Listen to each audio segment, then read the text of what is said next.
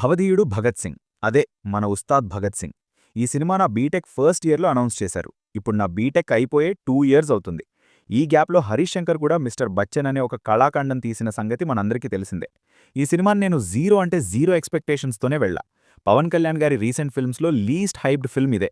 Gabbar Singh combination అయినా కూడా promotional materials like posters, songs, trailer ఏవీ కూడా ఎక్సైట్ చేయలేదు. సినిమా చూడగానే నూట మాట రాలేదు. హానెస్ట్గా చెప్తున్నా, ఆఫీస్కి హాఫ్ డే లీవ్ పెట్టి మరీ ఈ సినిమాకి ఎందుకొచ్చానో నాకే అర్థం కాలేదు. తెలిసి మరీ తన్నిచ్చుకోవడం అంటారు కదా, నేను కూడా అలానే సినిమాకు వెళ్ళా. బట్ ఎక్కడో చిన్న హోప్ ఉండే, గబ్బర్ సింగ్ కాంబినేషన్ కదా, కొంచెం అంటే కొంచెమైనా బాగుంటుందేమో అని. లేదు guys, movie is completely outdated. Full రివ్యూలోకి వెళ్లే ముందు మీరు మన ఛానల్ని ఖచ్చితంగా సబ్స్క్రైబ్ చేసుకోవాలి, ఎందుకంటే అందరికంటే ముందు జెన్యూన్గా రివ్యూస్ ఇచ్చేది మనమే కాబట్టి. అండ్ ఈ వీడియోకి ఒక 20,000 లైక్స్ అయితే టార్గెట్గా ఇస్తున్నాను, కొట్టేయండి. Coming to the story line. ఈ స్టోరీ లైన్ చాలాసార్లు చాలా సినిమాల్లో చూసినట్టే ఉంటుంది, కానీ ఎప్పుడూ చూడనిదే. ఎలాగైనా పొలిటీషియన్ అవ్వాలి అనే విలన్, ధర్మాన్ని కాపాడే హీరో, వీళ్ళిద్దరూ ఒకరి లైఫ్లోకి ఒకరు ఎలా వచ్చారు, ఆ తర్వాత ఏం జరిగింది అనేది remaining part of the film. నాకర్థమైంది మీకేం కావాలో. ఇది తెరీ రీమేకేనా అని డౌట్కి ఆన్సర్ దొరికేసింది. The answer is big no. ఇది రీమేక్ సినిమా కాదు, కానీ ఈ సినిమాలో ప్రతి సీను ఏదో ఒక సినిమాలో చూసినట్టే ఉంటుంది. అదన్నమాట విషయం. Coming to the positives. Pawan Kalyan గారి లుక్స్, స్క్రీన్ ప్రెజెన్స్ బాగుంది. ఆయన చేసిన రీసెంట్ మూవీస్తో పోలిస్తే ఈ సినిమాలో చాలా హ్యాండ్సమ్గా ఉన్నారు. హరీష్ శంకర్ గారు ఈ ఒక్క విషయంలో మాత్రం బాగా కేర్ తీసుకున్నట్టున్నారు. సినిమా ఎలా ఉన్నా కళ్యాణ్ గారిని మాత్రం హ్యాండ్సమ్గా చూయించాలి అని. డిఎస్పీ కంపోజ్ చేసిన సాంగ్స్ మంచి వైబిచ్చాయి. దేఖ్ లేంగే సాలా సాంగ్ అయితే pure eye feast. Pawan Kalyan గారు డాన్స్, కాస్ట్యూమ్స్, సెట్ ఇలా అన్నీ పర్ఫెక్ట్గా ఉన్నాయి. అండ్ ఈ సినిమాలో ఉన్న 1-2 మంచి వైబ్ అయ్యే మూమెంట్స్లో ఈ సాంగ్ ఒకటి. అండ్ తొలి ప్రేమ సాంగ్ కూడా యూజ్ చేశారు. అలా మనం ఒక 28 ఇయర్స్ వెనక్కి వెళ్ళొస్తామన్నమాట.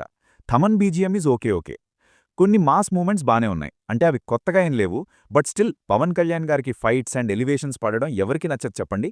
అండ్ అక్కడక్కడ కొన్ని లైట్ మూమెంట్స్లో ఆయన ఓల్డ్ చామ్ అలా వచ్చి ఇలా వెళ్తది. I liked it personally. Coming to the negatives. A completely routine, outdated and predictable story line. ఇలాంటి స్టోరీ మనం ఆల్రెడీ చాలాసార్లే చూసేసున్నాం.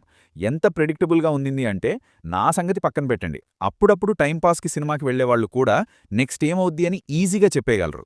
ఒక్కటంటే ఒక్క సీన్ కూడా ఒక ఫ్రెష్ సీన్లా అనిపించదు. నేను స్టోరీ అవుట్డేటెడ్ రొటీన్ అని చెప్పగానే కొంతమంది ట్రిగర్ అవ్వచ్చు. ఒక కమర్షియల్ సినిమాలో ఇంతకంటే ఏం ఎక్స్పెక్ట్ చేస్తావు, ప్రతి కమర్షియల్ సినిమాలో స్టోరీ అలానే ఉంటుంది, ప్రెజెంటేషన్ ఇంపార్టెంట్ అని కామెంట్స్ చేస్తారు. అలానే అనుకుందాం. కొద్దిసేపు ఆ స్టోరీ లైన్ గురించి పక్కన పెడితే మీరు చెప్పిన presentation, writing and screen play గురించే మాట్లాడుకుందాం. సినిమాలో ఒక proper setup and pay of ఉండదు. ఒక ఎలివేషన్ సీన్కి బిల్డప్ ఉండదు. నార్మల్గా కళ్యాణ్ గారి మూవీస్ ఎలా ఉన్నా ఇంటర్వెల్కి మంచి హై ఇస్తాయి. బట్ ఈ సినిమాలో ఇంటర్వెల్ కూడా ఆ హై ఇవ్వలేకపోయింది. అండ్ సాడ్లీ, నేను పవన్ కళ్యాణ్ గారికి డై హార్డ్ ఫ్యాన్ అని చెప్పుకునే హరీష్ శంకర్ నుండి ఇలాంటి ఫ్లాట్ అండ్ ఎటువంటి హై ఇవ్వని ఇంటర్వెల్ రావడం చాలా ఆశ్చర్యంగా ఉంది. అయినా ఈ సినిమా రైటింగ్ స్టేజ్లోనే ఫెయిల్ అయింది. Comedy scenes most of the ప్లేసెస్లో వర్కౌట్ అవ్వవు. అన్ని అవుట్డేటెడ్ జోక్స్, ఫోర్స్డ్ కామెడీ, అస్సలు నవ్వు రాలేదు. లవ్ ట్రాక్స్ కూడా ఎంగేజింగ్గా ఉండవు, చాలా అంటే చాలా బోరింగ్గా ఉంటాయి. అసలు రాశీ ఖన్నాని ఎందుకు పెట్టారో ఏంటో, ఆమె స్క్రిప్ట్ వినకుండా ఈ సినిమా ఎందుకు యాక్సెప్ట్ చేసిందో. ఇలానే ఉంటుంది స్క్రిప్ట్ వినకుండా యాక్సెప్ట్ చేస్తే.